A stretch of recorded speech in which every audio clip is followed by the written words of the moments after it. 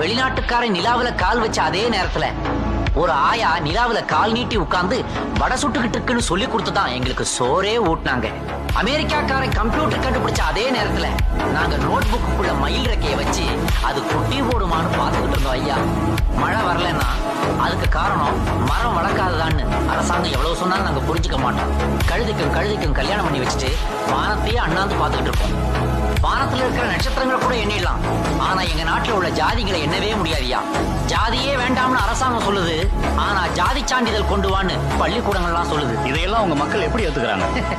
எங்க மக்கள் பாவம் சார். PMP அப்படின்னா புவர் மெமரி பீப்புள். எதையும் சீக்கிரம் மறந்துடுவாங்க. குஜராத்ல பூகம்பம்னா அதுக்காக வருத்தப்படுவாங்க.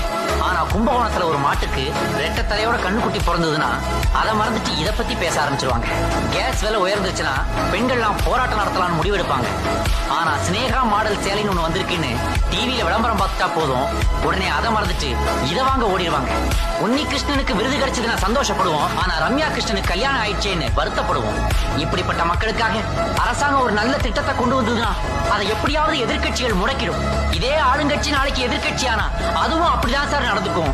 இவங்களுக்கு மத்தியில மாட்டிக்கிட்டு அப்பாவி பொதுமக்கள் சென்னை டிராபிக் மாதிரி